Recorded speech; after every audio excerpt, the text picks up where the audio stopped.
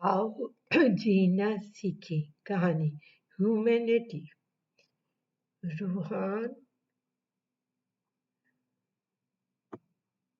रूहान जनूबी पंजाब के दूर अफ्तादा गांव में अपनी मम्मा और छोटी बहन मारिया के साथ रहता था।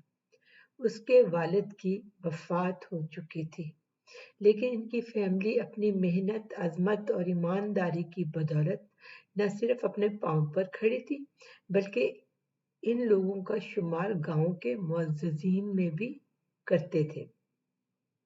रूहान सिर्फ 13 साल का था, लेकिन बहुत जिम्मेदार और मामला फहम बच्चा था। वो स्कूल जाने के साथ साथ अपनी मम्मा का हाथ भी बटाता।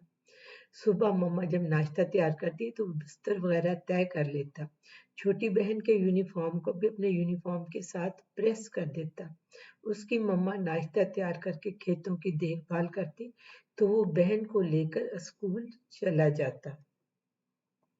उसकी मम्मा वैसे तो सब्जियां वगैरह बेचकर भी गुजारा कर लेती थी, लेकिन उन्होंने बच्चों की तालीम और तरबियत के लिए जो ख्वाब देखे थे, उनको पूरा करने के लिए ये सब कुछ काफी ना था। लिहाजा वो इसके साथ साथ कढ़ाई और सिलाई का भी काम करती थी।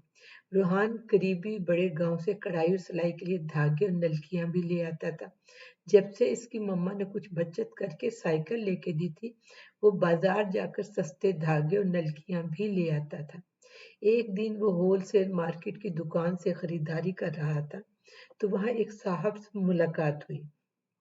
उन्होंने कहा, मैं पहले भी एक मर्तबा तुमको यहाँ देख चुका हूँ।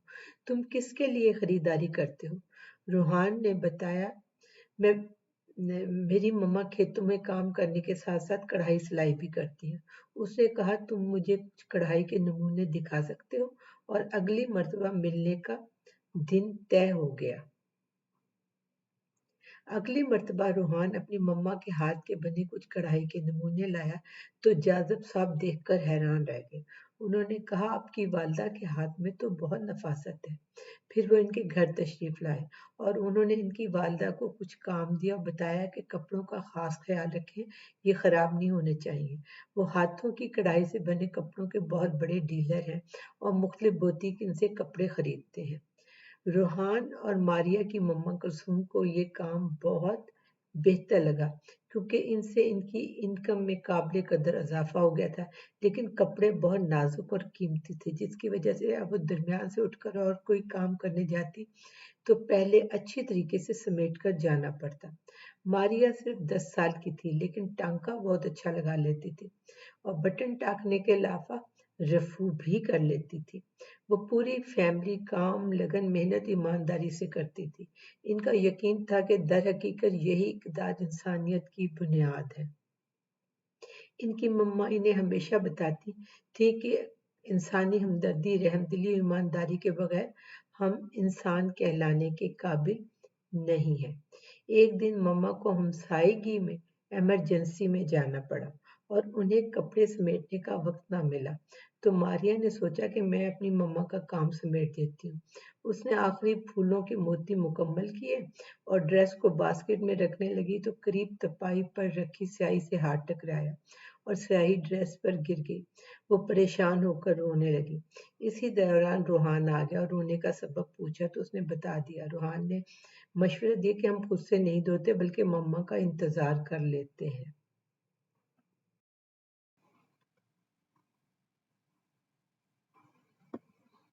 हमसायों की कुछ मदद की जरूरत थी, वो निपटा कर कुलसूम वापस आई तो मारिया को रोते देखा और सामने पड़े ड्रेस से माजरा भी पता चल गया।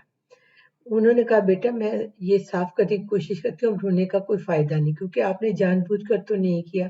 लेकिन मारिया के आंसू न थमे। उसने कहा, आपने इतनी मेहनत की थी, मुझे ज्यादा ध्यान से समेटना चाहिए था। मम्मा और रूहान ने कहा, इंसान गलतियों से ही सीखता है।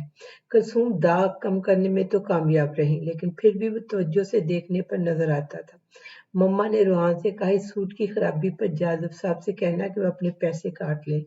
रूहान साहब जब सूट लेकर जाब साहब की दुकान पर पहुंचा तो वहां एक बुटीक वाले साहब खरीदारी कर रहे थे।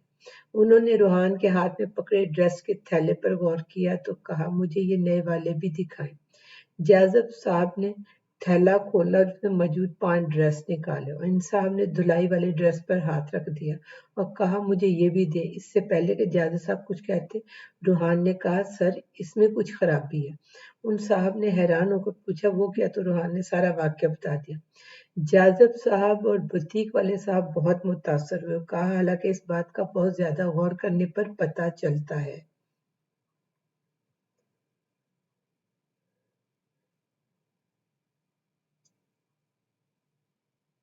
روحان نے اس ڈریس کی کڑھائی کے پیسے لینے سے انکار کر دیا لیکن لیکن صاحب کو ڈریس کی کڑھائی اتنی پسند آئی کہ انہوں نے جازب صاحب سے وہ ڈریس خرید لیا۔